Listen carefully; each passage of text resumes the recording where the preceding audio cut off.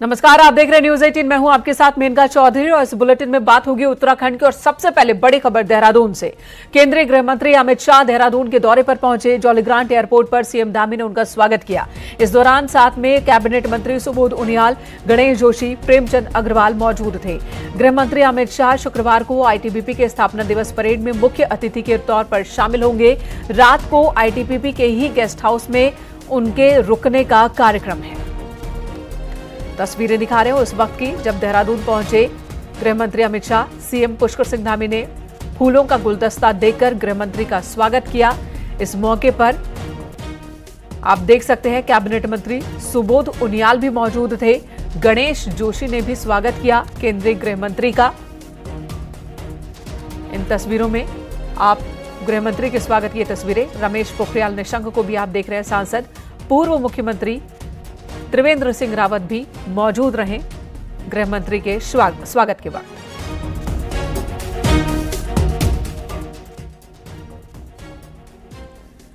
आज उत्तराखंड का स्थापना दिवस। उत्तराखंड का ये 23वां स्थापना दिवस पूरे प्रदेश में धूमधाम से राज्य स्थापना दिवस मनाया गया। हर जिले में कार्यक्रम आयोजित हुए। मुख्य कार्यक्रम देहरादून में था, जहां पुलिस लाइन में समारोह हुआ।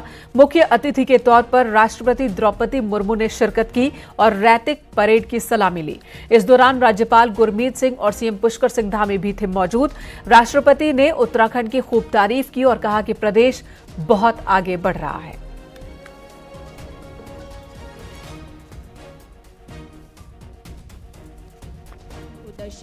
यह झांकी के सामने से दो तस्वीरें आपके सामने की। ये तस्वीरें हैं देहरादून के, जहां पर आज राज्य स्थापना दिवस के मौके पर मुख्य कार्यक्रम आयोजित था, जहां पर जवानों का साहस भी देखने को मिला। उत्तराखंड की परंपरा संस्कृति की भी झलक झांकियों के जरिए देखने को मिली। तो वहीं पर राष्ट्रपति द्रौपदी मुर्मू मौजूद थी, जिन्होंने सबसे पहले परेड की सलामी ली और उसके बाद उन्होंने इस पूरे कार्यक्रम को देखा। मुख्य अतिथि के रूप में राष्ट्रपति की यहां पर मौजूदगी थी। सीएम पुष्कर सिंह धामी भी मौजूद थे इस कार्यक्रम में। राज्यपाल गुरमीत सिंह भी कार्यक्रम का हिस्सा रहे। बहुत ही खूबसूरत तस्वीरें आज देखने को मिली। 23वां स्थापना दिवस उत्तराखंड का, जाहिर सी बात है हर उत्तराखंड के वासी के लिए आज का दिन बहुत ही महत्वपूर्ण, क्योंकि बहुत सारे बलिदानों के बाद, एक लंबे संघर्ष के बाद उत्तराखंड अस्तित्व में आया था साल 2000 में।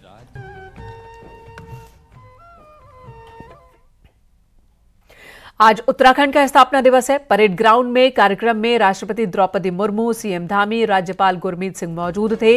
ये 5 तस्वीरें इस वक्त आपके सामने हैं, जहां आप देख पा रहे हैं राष्ट्रपति द्रौपदी मुर्मू को परेड की सलामी लेते, फिर जवानों का हौसला बढ़ाते। तो दूसरी तरफ पहाड़ की संस्कृति की झांकियां निकाली गई। पहाड़ की कला का प्रदर्शन हुआ। इस जरिए पहाड़ के पारंपरिक लोकगीत पर लोक नृत्य की प्रस्तुति हुई। आतंकी घटनाओं के दौरान पुलिस और जवान किस तरह से मुस्तैद रहते, तैयार रहते हैं किसी भी अनहोनी से निपटने के लिए, उसे लेकर एक मॉक ड्रिल भी हुआ, जिसमें दिखाया गया कि अगर आतंकी कभी अटैक करे तो उत्तराखंड के वीर सिपाही किस तरह से तैयार हैं उनका मुकाबला करने के लिए, उन्हें मात देने के लिए। हमारे जवानों ने बाइक स्टंट भी दिखाए।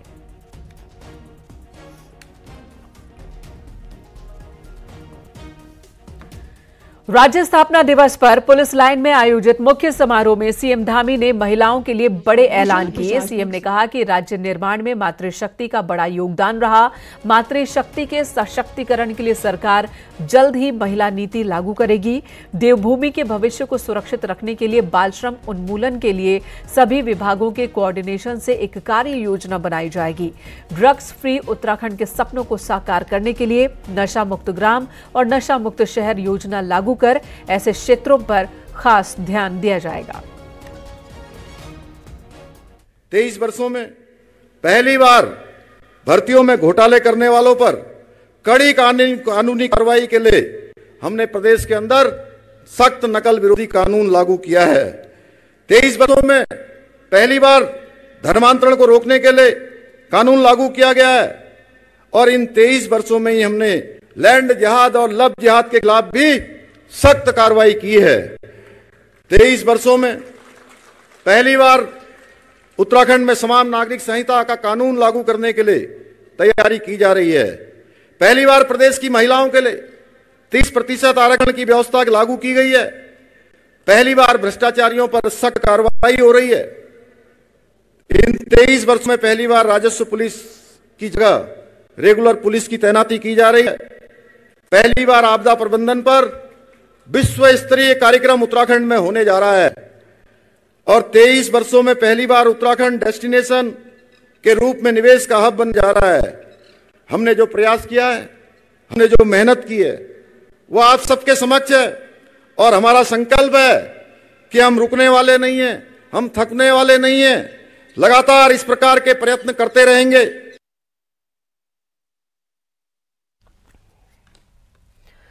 राज्य स्थापना दिवस के मौके पर मुख्यमंत्री पुष्कर सिंह धामी शहीद स्मारक पहुंचे, जहां उन्होंने शहीद राज्य आंदोलनकारियों को श्रद्धांजलि दी। सीएम धामी के साथ बीजेपी प्रदेश अध्यक्ष महेंद्र भट्ट, राजपुर विधायक खजान दास मौजूद थे। कई आंदोलनकारी भी मौजूद थे। मुख्यमंत्री धामी ने प्रदेशवासियों को राज्य स्थापना दिवस की बधाई और शुभकामनाएं दी।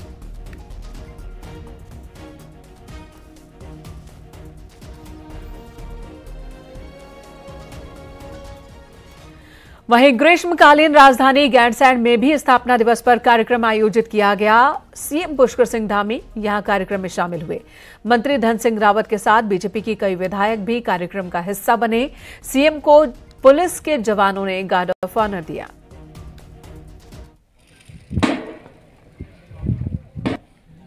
और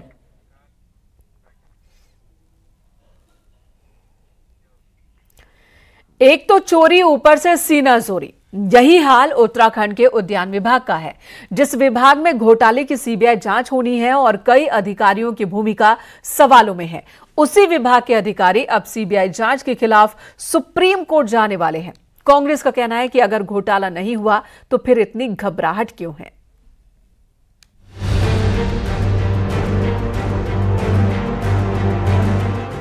अभी तो सीबीआई उद्यान विभाग के ऑफिस तक भी नहीं पहुंची कि उससे पहले उद्यान विभाग के अफसरों ने सुप्रीम कोर्ट जाने की तैयारी कर ली। हैरानी इस बात की भी है कि जिस विभाग में करोड़ों का घोटाला हुआ है, हाईकोर्ट ने सीबीआई जांच के आदेश दिए हैं। उसी उद्यान विभाग के अफसर अब विशेष पुनर्विचार याचिका यानी कि एसएलपी में सुप्रीम कोर्ट जाने वाले हैं। जिस विभाग के डायरेक्टर हरमिंदर सिंह बावेजा को मुख्यमंत्री ने घोटाले की बात पर सस्पेंड किया हो, उसी विभाग के अफसरों को ऐसा क्या लगा कि सीबीआई जांच के खिलाफ सुप्रीम कोर्ट जाने की तैयारी कर रहे हैं। इतना नहीं, सीबीआई जांच का ऑर्डर नैनीताल हाई कोर्ट ने किया तो वो भी तब जब एसआईटी जांच में कई फैक्ट्स सामने आए। घोटाले में घिरे विभाग के मंत्री गणेश जोशी के मुताबिक अफसरों ने इस बात को समझा है कि जिस एसआईटी ने भर्ती घपले की जांच की वो ये भी कर सकती है। विभागीय अधिकारियों ने समझा कि इसको, क्योंकि जब एक सक्षम एजेंसी जिसने नकल जैसे उसमें 80 से अधिक लोगों को जेल भेजा, अन्य मामलों में कई लोगों को गिरफ्तार किया, करने में सक्षम है। सवाल सीधा और सपाट है, अगर उद्यान विभाग में कोई घोटाला हुआ ही नहीं तो फिर सीबीआई जांच से डर कैसा? यही सवाल कांग्रेस भी पूछ रही है। पूर्व सीएम हरीश रावत के मुताबिक इतना बड़ा घपला अकेला डायरेक्टर नहीं कर सकता, इसीलिए सीबीआई जांच होनी ही चाहिए, वरना मंत्री और सचिव के साथ पूरी सरकार पर उंगली उठेगी। और यही बात अब मुख्यमंत्री को देखनी है कि घोटाले के टॉप में कौन है। तो शीर्ष कहीं न कहीं पर दो व्यक्ति का है, या तो सचिव है या मंत्री है। तो अब देखना है कि मुख्यमंत्री अपने को कहां पर खड़ा करते हैं। यदि एसएलपी में सरकार जाती है तो फिर इसके छींटे जो है उद्यान घोटाले के मुख्यमंत्री के दामन पर पड़ेंगे।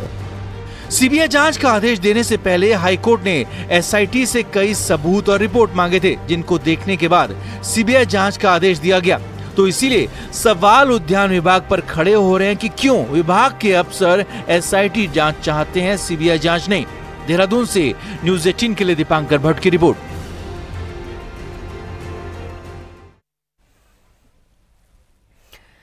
पिथौरागढ़ के विधायक मयूख मेहर के आंदोलन के समर्थन में कांग्रेस प्रदेश अध्यक्ष करण माहरा भी धरने पर बैठ गए।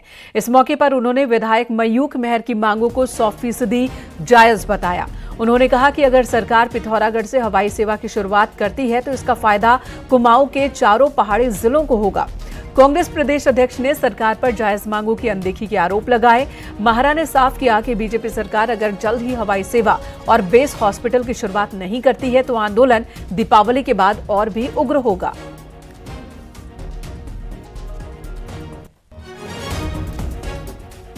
महबूब मेहर जी ने 3 महत्वपूर्ण विषयों को उठाया है। एक, हवाई अड्डे को लेकर उसको चालू करने के लिए, दूसरा बेस अस्पताल में डॉक्टर्स और टेक्नीशियंस के अपॉइंट करने के लिए, और तीसरा उन्होंने यहाँ जो एग्जामिनेशन सेंटर्स खोलने की बात कही। और तीनों जेन्युइन है क्योंकि ये दूरस्थ क्षेत्र है, सामरिक दृष्टि से भी बहुत महत्वपूर्ण है पिथौरागढ़, और हवाई अड्डा चलना ही चाहिए क्योंकि कल को फौज को भी इसकी जरूरत पड़ेगी। इधर लोकसभा चुनाव से पहले बीजेपी सिख समुदाय को साधना चाहती है। जल्द ही उधम सिंह नगर और देहरादून में सिख युवा सम्मेलन होंगे। इस पर कांग्रेस का कहना है कि जिस सिख किसान को आतंकी कहकर अपमान किया गया, अब वो हाथ नहीं आने वाला।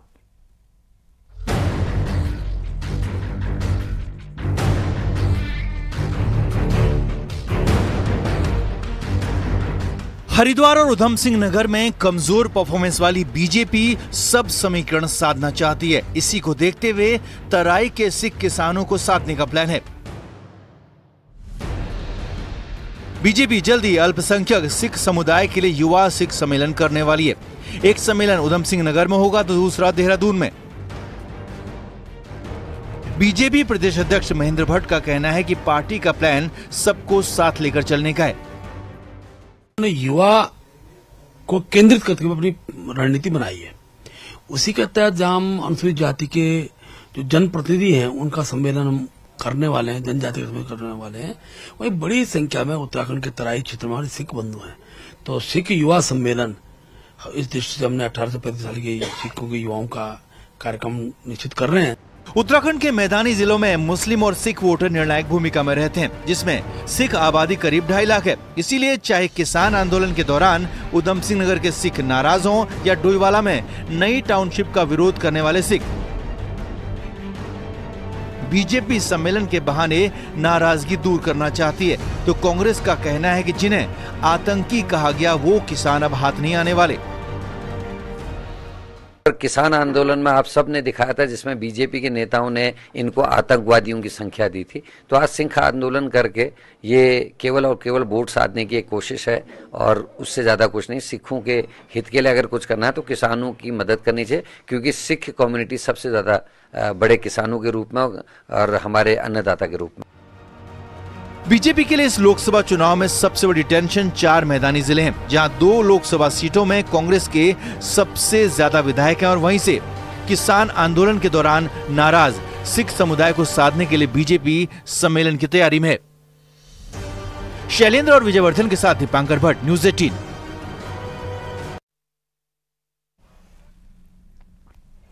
इधर रामनगर के हाथीडगर में बाघ के हमले रुकने का नाम नहीं ले रहे। एक बार फिर बाघ ने यहां हमला कर खेत में काम कर रही एक महिला को मौत के घाट उतार दिया, जबकि 2 बाइक सवारों पर भी बाघ ने हमला किया। दोनों अलग अलग बाइक पर सवार थे। दोनों घायलों को हॉस्पिटल ले जाया गया। मामला तराई पश्चिमी वन प्रभाग के आम पोखरा रेंज का है।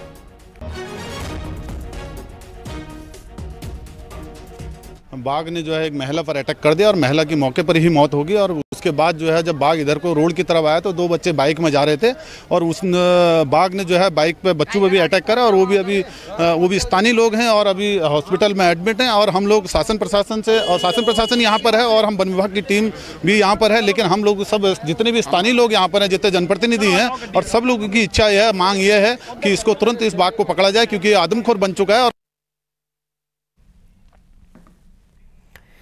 यहां रुकेंगे, एक ब्रेक के लिए खबरें जारी हैं।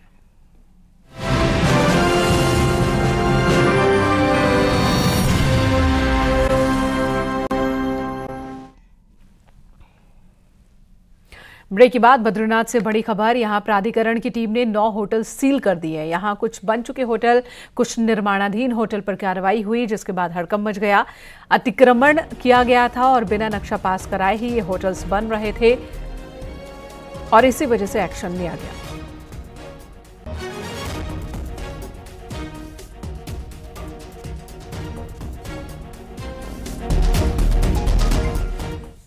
यहां रुकेंगे, एक और ब्रेक के लिए खबर।